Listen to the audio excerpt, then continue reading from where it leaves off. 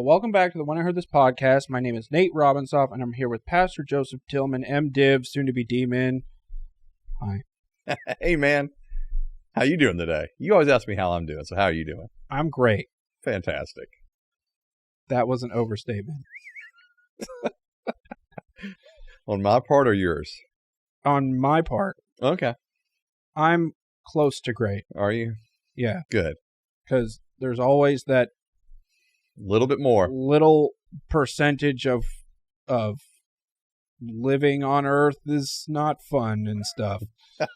But other than I'm up to the line as I can get today. Okay. Hey, that's... Yeah.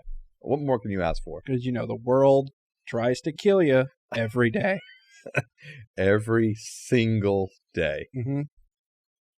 Today we're talking about gossip Yeah. and just gossip. That's it. That's just straight gossip. Also, today is our 50th episode. Wow. So we've been doing this for 50 episodes now, and that's fun. It is. That's pretty remarkable. It's a number that we're at now. This is true. So that's great. It is great. First off, go to Patreon, $5. Facebook and Instagram is at When I Heard This Podcast. Not Twitter, X, and locals is When I Heard This, because those things don't let you put as much letters in the thing as the other ones. So those are the reasons. Those are it. So gossip today. Gossip. That's what we're talking about. Right. So, Pastor Joseph Tillman, Yes, sir. what is gossip? All right. So let's just do a little Webster definition for you. Okay? Okay. So Webster defines it as a person who habitually reveals personal or sensational facts about others, Okay. or rumor or report of an intimate nature. Sensational facts? Sensational facts. That's an interesting word It is. for the definition of gossip. It is, because the reality is it doesn't always have to be sensational. It can just be kind of dumb. It can just be facts. Okay. Like someone could really have done something and you're just telling about it. Well, gossip doesn't always have to be facts, right? Oh, no, it can be complete falsehoods. Right. Absolutely. Yeah. And so another definition is the idle talk which foolishly or maliciously spreads rumors or facts. Okay. I think that's probably a little more encompassing, because I think often it's, like you said, it's not just simply facts. It can also just be rumors. Okay. Yep. So is gossip a sin? Yes. Why? Because the Bible says so. All right. So in the Bible, it's mentioned throughout the Old and the New Testaments. So I could quote from Leviticus, your favorite book, where it mentions gossip, and sometimes you'll see gossip and slander as like interchangeable words. Libel's written. What's that? Libel's written. Yes. Yeah. And so throughout the Old New Testament, it's there. So in Proverbs 20, verse 19, it speaks about a gossip as being one who betrays a confidence. So avoid a man or woman who talks too much. Romans 1, 29 through 32 actually list out several sins, such as envy and murder, but then right there with those is gossip as well. So if no one has confidence in you, can you say whatever you want about anybody? So if no one has confidence in you, because you're betraying a confidence. So if no one has confidence, just say whatever you want.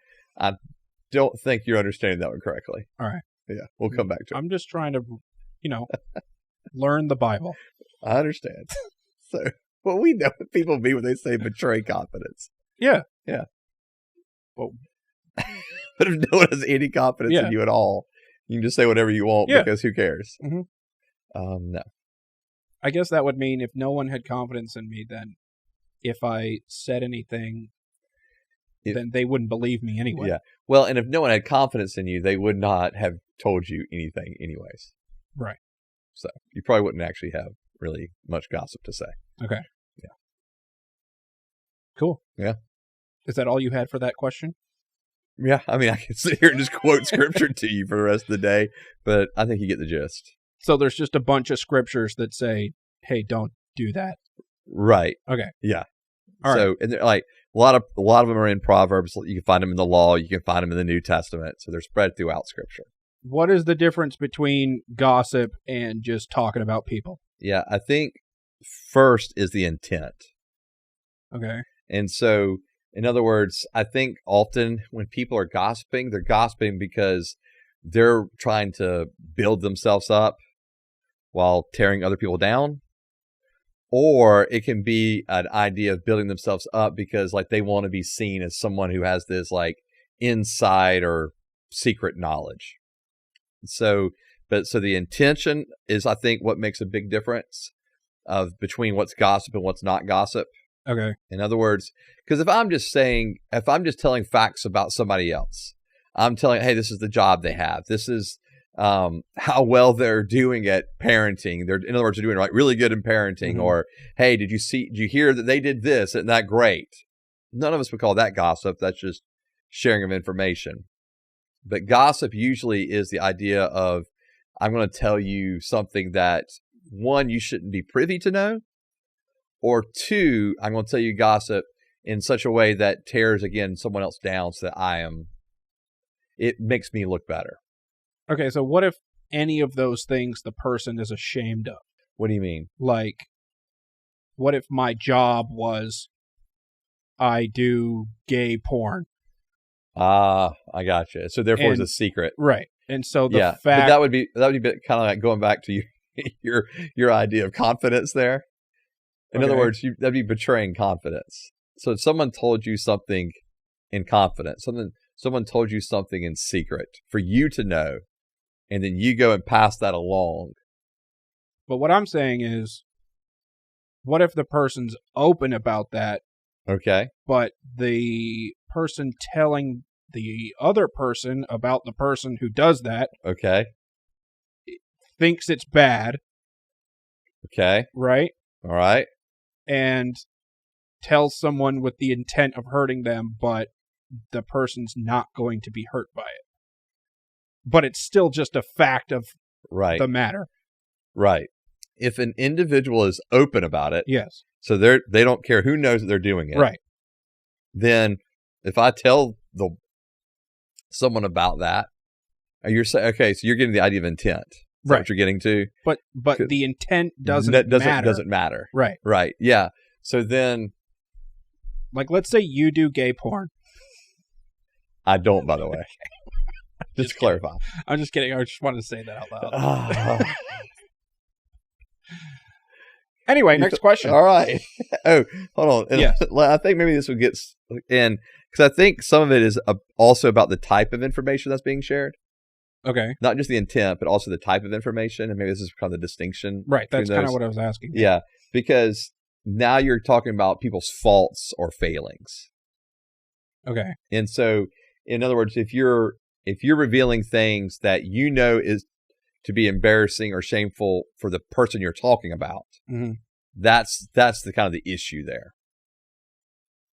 Okay. Yeah. Because you're wanting to, again, put them down, or you're wanting to, hey, did you know this about this person? And you think it's going to reflect wrongly on them. Right. To the person you're talking to. Specifically the person I'm talking to? Or just in general. Okay. Yeah. So you're saying it's all about what I think is going to happen by sharing this information that I know. That's what gossip is. Yeah, and I'm not saying it's always just malicious. I do think there's an intent there and that maliciousness is there often. Okay. And then I do think there's also the, like, I foolishly said something, right? Okay. Someone had told me something in secret. I was supposed to keep it a secret or keep it in confidence. And then I'm talking to someone else and I say it out loud. And it's like, as soon as you say it, you're like, oh, crap. I wasn't supposed to say anything about that. And so therefore, I do think the intent, although I think the intent largely is malicious. Okay. I do think there's the times where you just say something and it's just, you're just in you can call it being foolish. You can call it just impulsivity. Okay. Just say it. And you know you're not supposed to say it. It comes out and it's like, oh crap, I wasn't supposed to say that. I did a gossip. Right. Why do you think gossip is a problem at church specifically? Okay. I think it's a problem at church because it's a problem everywhere else too when you get a bunch of people together. Okay. And so, in other words, I know the standards should be held higher at church. Okay. But I also know that in workplace environments, there's a lot of gossip because you get a group of people that are around each other often. Mm-hmm. And that kind of creates an environment where it's conducive, if you were, for gossip.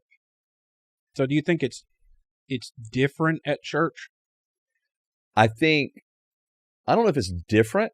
Okay. But I also think that there should be the expectation that gossip would not happen at church. Okay. Like that's, in other words, that expectation or that standard should be there. So what do you define gossip happening at church to be? The exact same thing I defined it as earlier. Okay. In other words, anytime I'm sharing anything with anybody without someone else's approval or with the intent of trying to make myself look better or to have some kind of, inside information, or to, belittle someone or put someone down. I think anytime I'm doing that, that's gossip, whether inside the church, outside the church, with church people, not with church people. So I think it looks the same.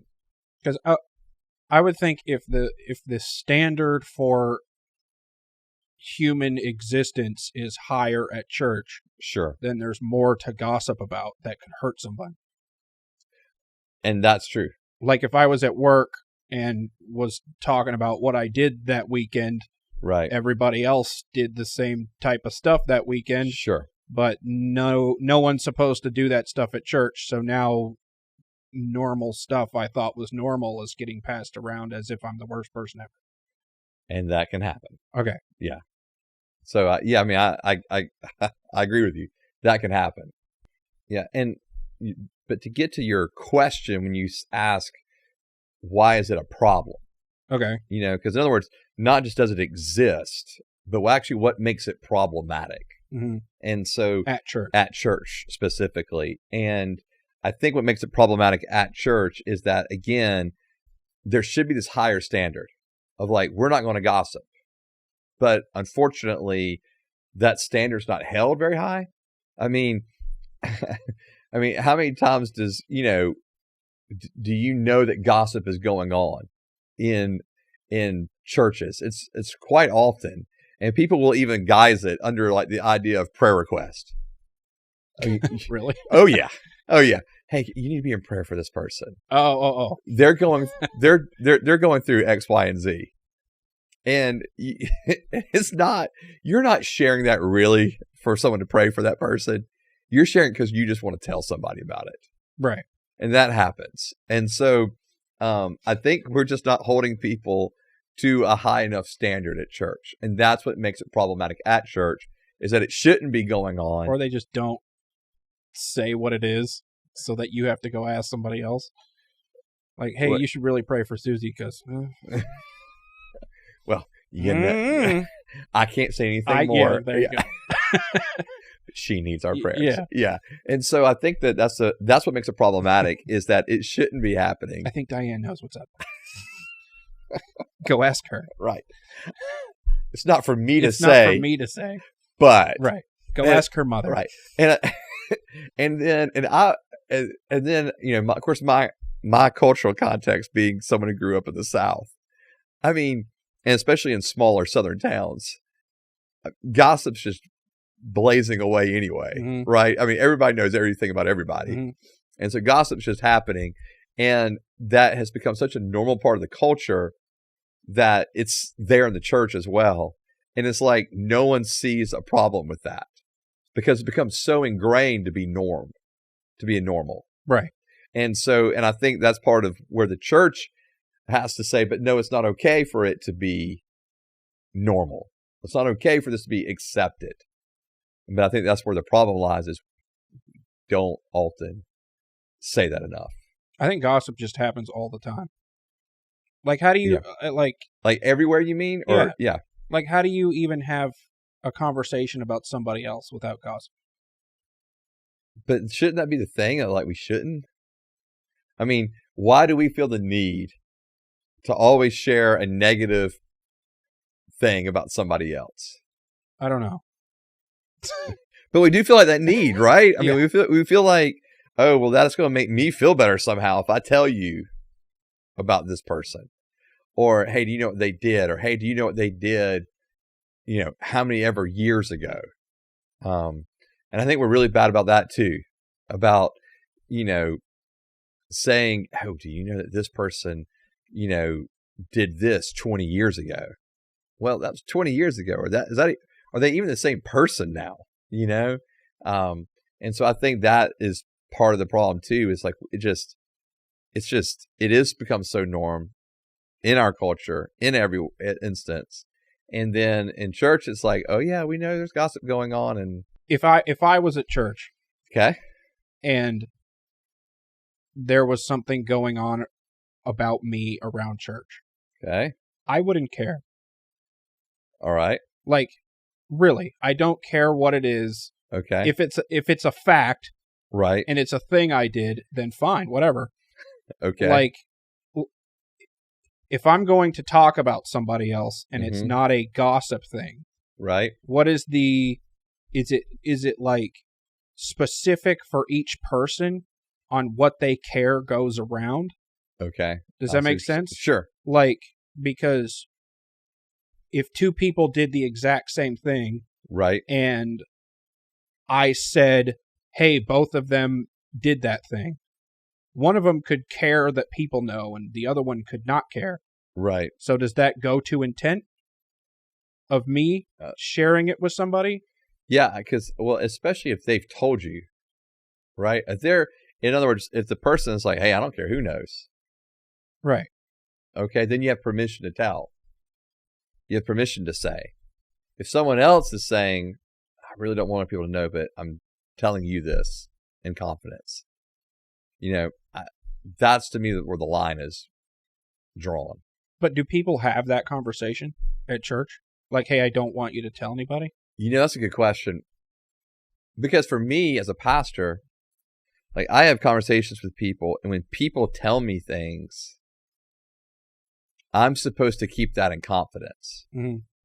And so if people are telling me things and I'm supposed to keep that in confidence, then I just assume, like, I almost assume when people are telling me things, I'm just kind of working under the assumption, don't tell others. And so for me, it's probably a little bit different. Okay. Because of just my role, the nature of my role.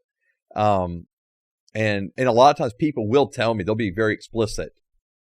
Hey, pastor, ... please don't tell anyone else.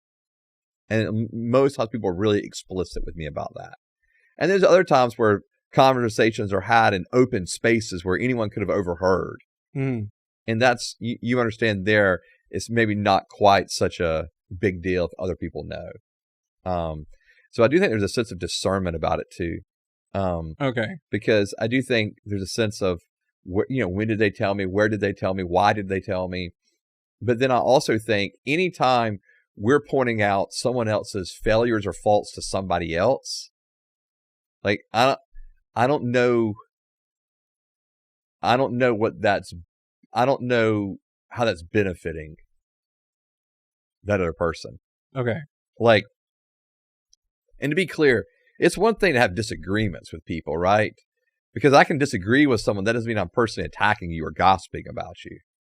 So, in other words, I can have a disagreement with someone and say, hey, I disagree with them about X, Y, and Z. But it doesn't mean I'm putting them down. It just means I see it differently. Right. I have a different perspective of it. And I think that's kind of where some things have kind of gotten lost too in our current culture. Because I feel like today, man, anything is gossip almost. Right. Because everybody gets offended about everything.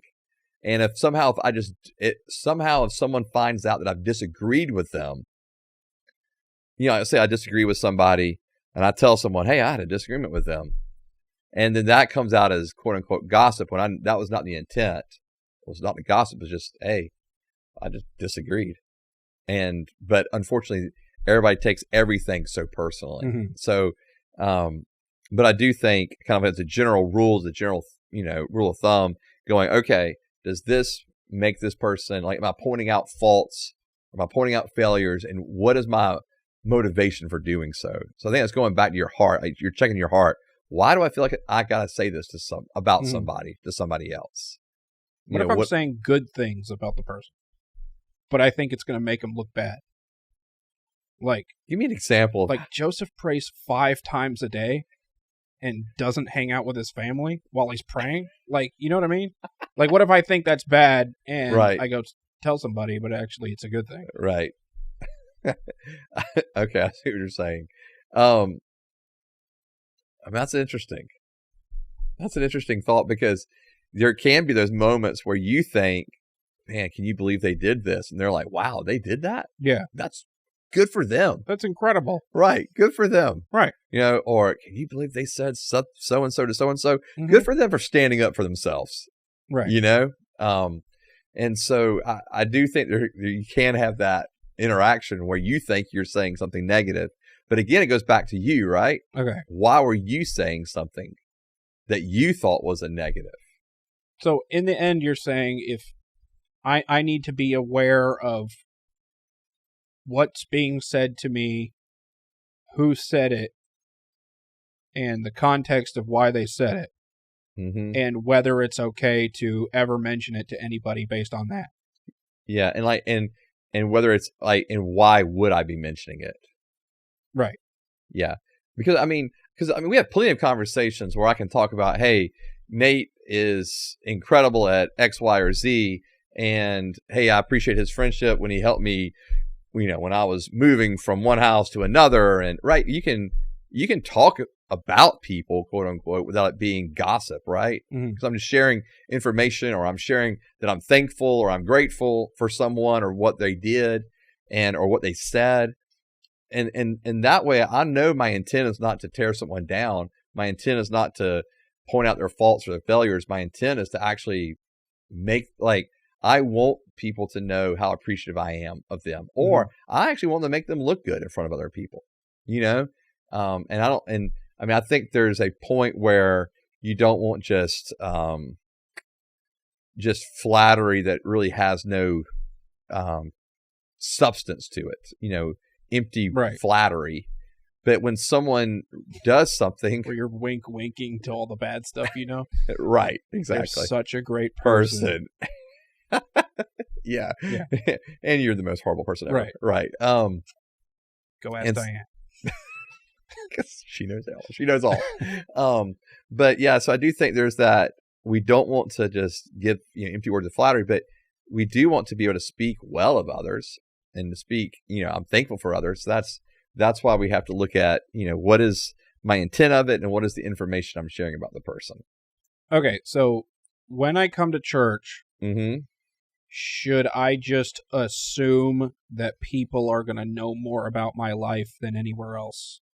Like if I've never come to church and I walk into church, should I just assume that stuff I say about myself is going to get around to everybody at the church? Okay. I think we all have to acknowledge that, like in a church setting, it depends. I will say it depends on the church. Okay. Because if you're at a larger church, things probably aren't going to get passed around so quick. If you're at a smaller church where there's more of a family feel to it, and everyone is doing, kind of quote unquote doing life together, they're in community together.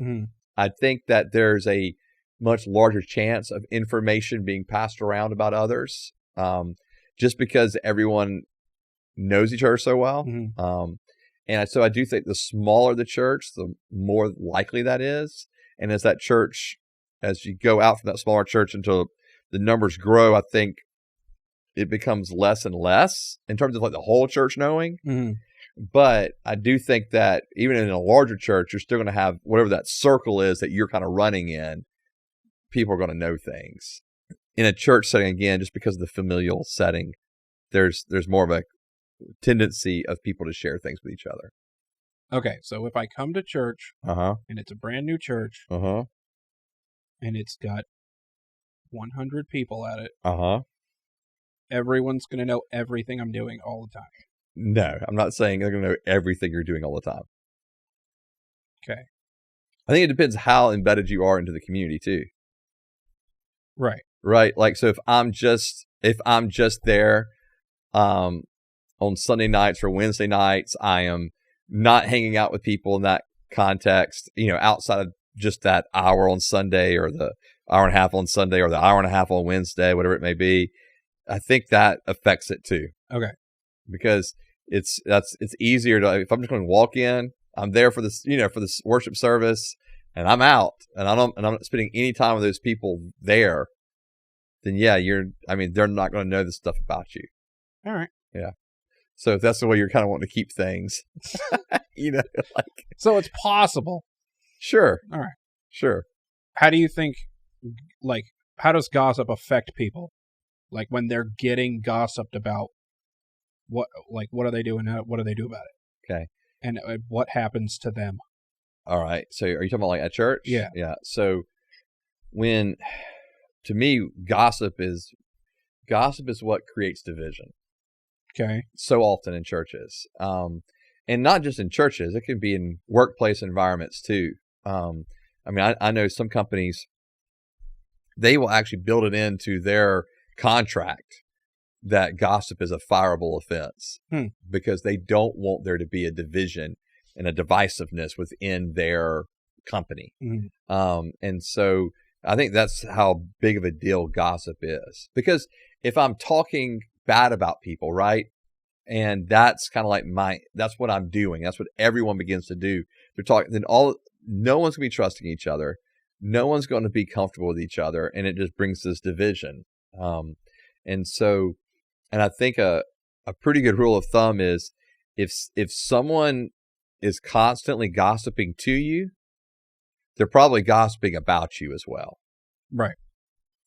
Because it's obvious they don't know how to kind of keep a controlled, a controlled mouth on themselves, And so I think if you find someone that's just constantly gossiping, then I would not want to entrust, secrets or be in confidence with them about things. So you think that the gossip anywhere is the sin? Anywhere you do it? At work or at church? Sure. Okay. Yeah, I think that's the case for any of the sins in our lives. Okay. It's not just localized to, is it happening in a church setting? Is it happening anywhere? Because it's not like, like the old phrase, I'm not going to say that I'm in the house of God. Oh, but you'll say that somewhere else as if that's different somehow. Well, is it different in the sense that church gossip could be trying to hurt my chances with Jesus or something? No. Okay. Like for me, gossip's gossip, whether it's happening in the church, outside the church. Okay. Yeah, gossip's gossip.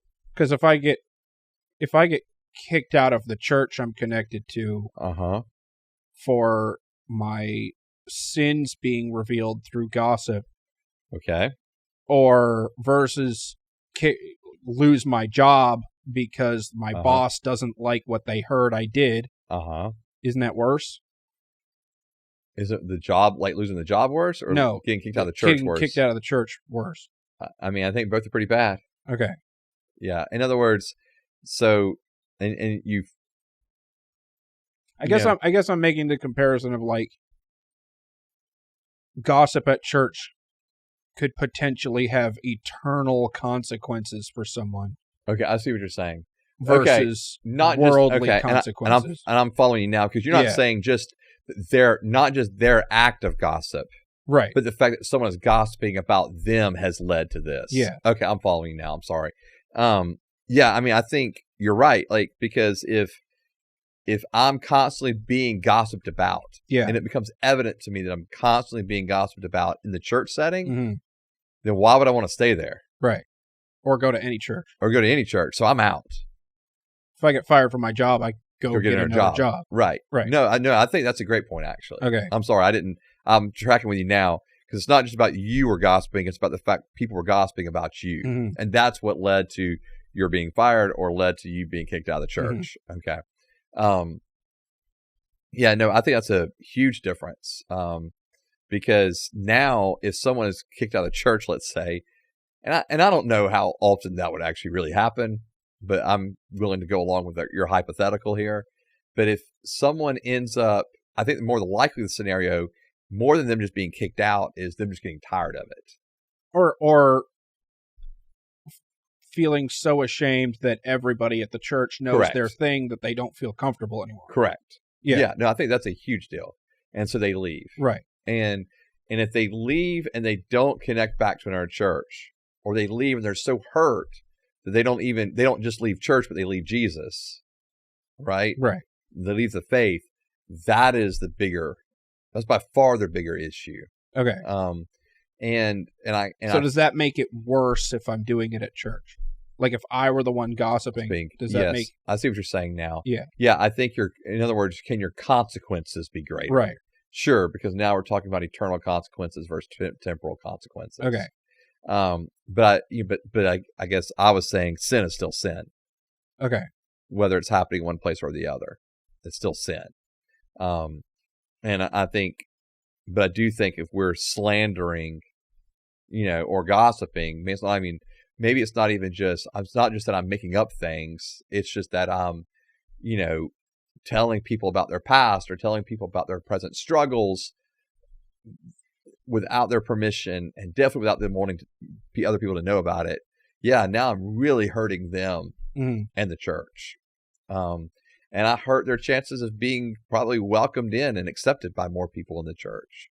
And that in turn will affect them if they feel like they're constantly being rejected by people in the church. I mean, who would want to voluntarily go someplace where you're constantly being rejected? Right. Or who would want to voluntarily go someplace where you're constantly being talked about? That doesn't make any sense, right? A job, you'll tolerate it because at least you're getting income. I'm gaining something from it. In church, I am choosing voluntarily to go there. Mm-hmm. And so I don't know why any of us would want to put ourselves in that position. And gossip can do, just irreparable damage.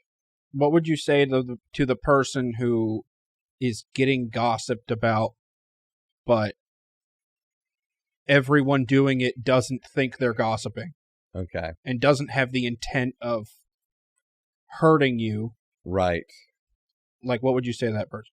I think the person needs, I think if you know a few of the people it's coming from, I think that person needs to go address those people. Okay. And say, and confront them on it. And where's and say that's not okay. I guess where's the line of I wasn't gossiping and you shouldn't feel ashamed that people know about this? Like, where's that line? Oh, I see what you're saying. Do you know what I'm saying? Because someone thinks they're just actually, I don't say they think they're doing you a favor, but they're also saying, not a big deal, don't worry about it. Right. If it's a big deal to that person, you should worry about it. Every time? I think if it ends up hurting someone, and that's something that's sensitive to them, for whatever reason it may be, we need to honor and respect that for that person. Okay. It's not our right to just go say whatever we want to about other people, whether we know it or not. Knowledge about someone or something is never a license to act or to perpetuate that knowledge to other people. I guess, like, how ashamed should I be of sins I already did? Yeah. Or stuff that I already did. Right. Do you know what I mean? Yeah. Like, so. Yeah. That's kind of what I'm asking. Like, is there a base level of I shouldn't be accused of gossip if I'm talking about this? Right. That a person does. Yeah. I see what you're saying. Yeah. I guess here's the thing I would say to you. Okay. Before you go telling other people about it, talk to that person. Okay. and maybe find out why it's a big deal to them. Because you mentioned like overly sensitive people earlier. Right. And what is overly sensitive to you? And this is where I think this is the nuanced grayness of all this conversation, right? Because overly sensitive to me is calling something gossip that is not. In this context of this conversation of gossip. Okay. And so in other words, if I am exposing someone's faults, their past or from their present, then that would be in line with gossip. Whether I feel like it's okay for the world to know that about them or not. Okay? What I was saying with the overly sensitive people about gossip is it's one thing for me to just expose people's faults. It's another thing for me to say, hey, I disagreed with someone on something. Okay. Because I feel like that's what happens a lot too. Like I get in a disagreement with somebody about something, and I'm talking to someone. Hey, I got in a disagreement about them. This is what we were disagreeing about, and I think it may be no big deal because it's just a disagreement. But the other person takes it as not just a disagreement, but they take it personally, as if you're trying to get other people on your side of a disagreement. Yeah. Okay. Or if, and I think that can happen. Okay. And that would go back to the intent part, right? If I'm trying to build myself up over and above this person, then that would get in that gossip world. Okay. But I think the overly sensitive part would also be, let's say I'm not trying, the intent's not there, and the information I'm sharing is not private. It's just, hey, we disagreed philosophically on something, right? Or we disagreed on an opinion on something, or we disagreed politically on something. Well, my disagreement with you is not a personal attack on you. Okay. And I think that's where in our culture things have broken down. Okay. Is because we can't have disagreements without it being a personal attack. Okay. And so let's say I disagree with you on something politically. Okay? I'm not attacking you. I just disagree with you. I'm talking to someone else and we're talking about politics, and I was like, you know what? Well, I was just talking to so-and-so, and we actually, discussed the same topic, and we actually disagreed on it. Right. So you're saying that if I disagree with you on that I should own that disagreement. Yeah, own it and not take it personally. Okay. Not assume I'm personally attacking you. Right. Because I'm not. Okay. I'm just disagreeing. What if it's like I tell someone that you drive a Toyota. Okay. But you are ashamed of your Toyota and think that you should have an American car. Oh, okay. So I go tell people, hey, Joseph's the guy that drives the Toyota. Right. And now you're mad that I went and told everyone because you feel ashamed of it. I see. Is it my fault for gossiping? Or is it your fault for having some stupid reason why you think it looks bad on you to own a Toyota? Right. Okay. I see. Like, so we're talking about, yeah. Okay. I'm talking about like just the dumbest thing. Right. And I think, okay, I think this is where the oversensitivity can happen on this other side too, right? Okay. Because it goes on both sides. Okay. It can go from the person being talked about a little bit too, because they're not being talked about, right? You're sharing what you believe just to be a fact about this person. Right. They have this vehicle. There's no ill intent. It's not a secret. If you know what they drive, you know what they drive. But they like always park in the back of the parking lot. Right. So no one sees that they're driving a Toyota, and they printed out a sticker of a Ford logo and put it over their, just like the dumbest thing imaginable. Okay. Yeah. Okay. I do see what you're saying there. And again, I don't know if I would call that gossip. Okay. Because again, the intent's not there to bury them, right? Or to call them out for their failures or their faults somehow, or to belittle them, or to build you up, or, and again, it's not like it's a complete secret. And And I think, and if someone got their feelings hurt about it, I think that's just where, all right, let's just talk about this. So what is the sin called, or whatever, or character flaw, or whatever? Okay. I don't know if it's a sin or not, of being overly sensitive to everything. Yeah, I don't know if it's a sin. Okay. I think it's obviously, if you're oversensitive to everything, there's such a lack of love for yourself. Okay. So therefore, you have no self-esteem, right? You have no confidence in yourself, and there's that, again, just a lack of love for oneself, and so therefore you perceive everything else to be a rejection of you. Okay. And so I don't think I would call it a sin. I would call it the fact that that individual would need to learn to actually love themselves. So they're not so offended at every single thing that's said. That's what I'm trying to get.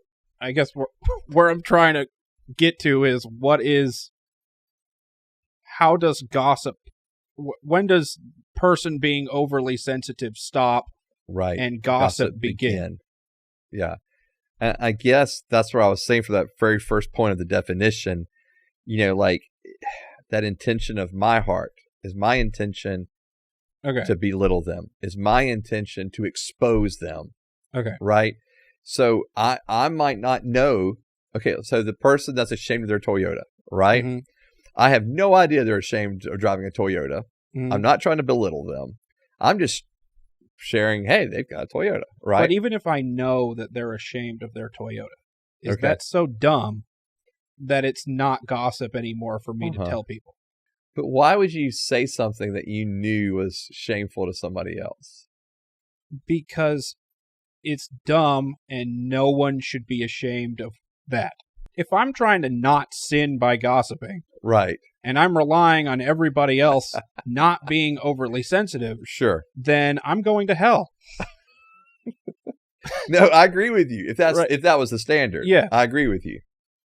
So that's what I'm saying. Like, no, we cannot always know how someone else is going to respond. But what I'm also saying is, if it becomes very clear to you from this person that for whatever reason this is bothering them, okay, let me maybe take an assessment of that. And not say it. Now, obviously, if it starts like mounting up and this person is just bothered by every single little thing, then I need to have a much different conversation with them. That's more than just, why are you upset about this one particular thing? Okay. Does that make sense? Yeah, that helps. Okay. Yeah, because I think that's the difference. I guess I was thinking of it as like an isolated example. Okay. But if that's the case in a person's life, like they're just sensitive to every single little thing, then I think that's a much different conversation that needs to be had with that individual. Okay. Yeah. Because it could get to, now I know that they're sensitive about everything. So if I talk about them at all, yeah, then is that if I say anything about them at all, am I intending to harm them? Since they are overly sensitive about everything? Yeah, I see what you're saying. I don't think so. Okay. Because again, I can't control how someone else reacts or emotes. Okay. But what I can be sensitive to make sure that what I am saying, to the best that I can, is not exposing them or pointing out faults and failures. But if they're sensitive to every single little thing, right? Like I go meet their dog, and the dog's really nice, and I go, right, hey, I met whoever's dog, and it was really. Why'd you talk about my dog? Right. Like, I know. What am I supposed to do? I know. Am I going to hell now because you suck as a person? No, you're not. Okay. You're not. And I think we probably all do know people that are like that. Right. They're just sensitive to every single little thing, and where you feel like you're just walking on eggshells, and like the least little thing will set them off. Like, I told you never to talk about me. Right. And yeah. And the reality is, like, we understand that they're creating unrealistic expectations. Okay.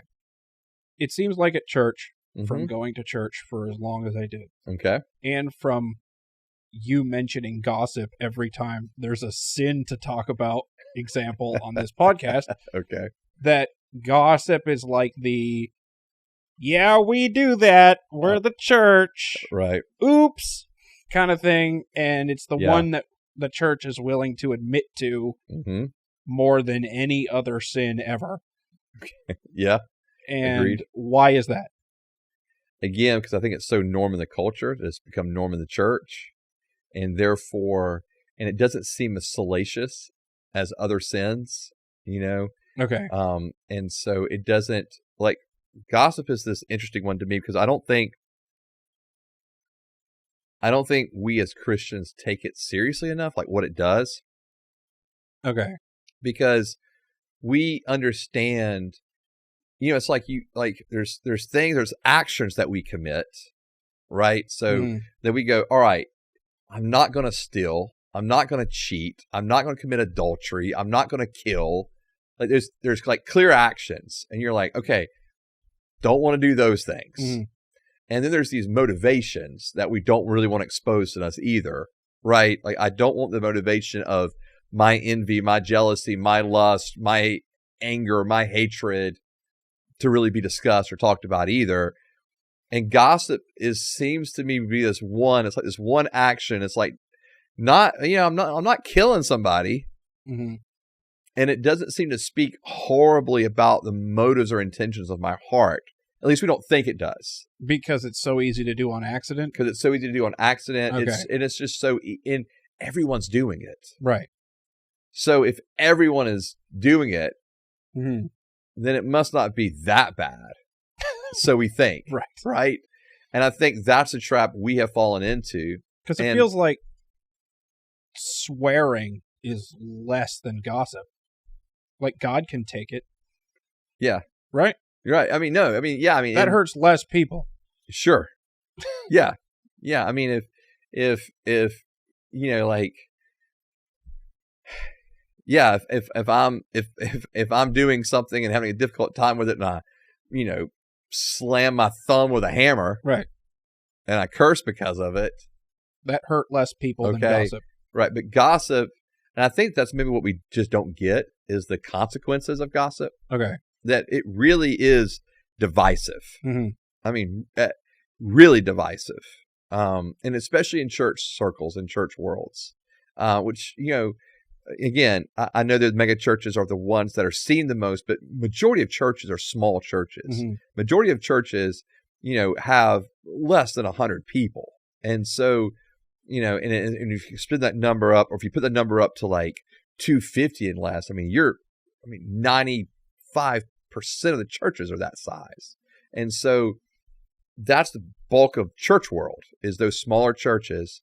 And I don't think we see how really divisive gossip can be, how really hurtful it can be to other people. Mm-hmm. And so, again, I feel like we just kind of deal with it, and I think another one of the problems is it's because we know we do it too. Right. And so I think we're less quickly to judge someone else on it if we're doing it. And I think that falls for church leaders, for just people that go to the church on a Sunday morning. We know we're doing it. Oh, so it's not a thing. It's not a thing that I can, like, shame somebody else with if I bring it up, because everybody knows everyone's doing it. Yeah. So, Or how do I, if I'm the pastor, and I can just quickly go, I gossip. right? Yeah, kinda the like- pastor can do it. Like, I struggle with this too. But if the pastor got up there and was like, hey, I struggle with alcoholism, that would be a whole lot worse. Whole different. Okay. Yeah, Okay. absolutely. All right. And but I also think that it makes it harder for pastors to teach it if they know they're doing it. Right. But I guess for me, like, we have to own it. Right? Hey, I struggle with this too. It's not okay. How do we go about fixing it? Mm. Right? Like we're going to spend time reading through Proverbs that deal with gossip. We're going to spend time in the book of James that's dealing with how powerful how powerful the tongue is. In other words, that, you know, James says that with the tongue is the power of life and death. And, you know, that we can really build up or we can really tear down with our words. Okay. And so I think, you know, what would be better is if we owned that that's what's going on. Let's corporately confess and repent from it. And let's hold each other to a higher standard going forward. And that's probably one of these things, honestly, it's going to have to be repeated over and over again. And so I do think that is why we've allowed it for so long, is because, well, everybody's doing it. We don't want to come down hard on somebody else when we know we're doing it too. And I think we've got to find a way to move past that and change the standard. Because, you know, I brought up Romans 1 earlier, and the context of Romans 1 there, where it actually lists all these, you know, sexual sins and, you know, envy and, you know, murder, and then right there in the midst of it all includes gossip. Like, there's been a progression to get to that point. And through Romans 1, when I'm reading through Romans 1, and it's like, okay, my sin first leads me to, you know, all right, now I'm kind of left to my, the lust of my heart. And then, you know, and then I'm turned over to and then eventually, as I kind of move through Romans 1, eventually I'm just turned over completely by the Lord to a depraved mind. And so a depraved mind is the mind that doesn't care about evil, just does evil, right? Well, in the midst of that is gossip. You know, in the midst of all the sexual immorality, in the midst of murder, there's gossip. And that's how serious it is. And I don't think we equate it. Like, we never, like, have you ever heard a sermon that talked about, you know what, gossip comes from a depraved mind? No. I've also never heard a pastor stand up there and say, well, we all do murders. Right. Exactly. Yeah. And so that's what I'm saying. So I think that's why gossip has been allowed in the church, is because it's so norm, and we as a church and as church leadership need to do a better job of owning when we've done it ourselves. There needs to be like a personal repentance within ourselves of it. And then also, okay, what do we do now to lead our congregation into repentance for this sin? So I'm at church, and people are legitimately gossiping about me, and trying to make me look bad to other people, right, so that they can look better or whatever. Right. And it's like textbook, Bible book, gossip. Gotcha. What do I do about it? Okay. And I would like to still go to church there. Okay. You still like to go to church there. First, I would talk to the people that you know are gossiping about you. Okay. I would talk to them, just discuss it with them. Okay. If nothing changes, then go tell everyone. Right. And gossip about their gossip. No, don't do that. Okay. Then, you know, what the Bible would say is that you would take someone else with you to go talk with them. So there's like protocol for gossip in the Bible. There's protocol of how to deal with people who are like a flow chart. There's protocol of how to deal with people who continue in sin without repentance. Okay. In Scripture. And so if someone is gossiping, which is a sin, and they're gossiping about you and they don't stop, and you've talked with them already, then you take one other person with you or two other people with you and talk with them about it. And if they still don't, if they still don't stop, now I'm going to get church leadership involved. Okay. And I'm going to the pastors, I'm going to the leaders, and I'm hoping that they will intervene as well. And then that would be and then if it's still going on, I mean, I think you've got, there's the two options, right? And so the leadership of the church, if it's just unrepentant sin, the leadership of the church can make the call of saying, hey, they're not repenting of their sin. We're going to have to ask them to leave the church because of it. Okay. Okay. And so let's say you actually don't want them to be removed from the church. Mhm. Okay. So you tell church leadership, we don't have to go to that part. I am going to choose to be okay with what's going on. Mhm. Like, in other words, we've talked to them, we've addressed it with them. They're not changing. But I'm okay. I'll just deal with it. So those are your choices, I think.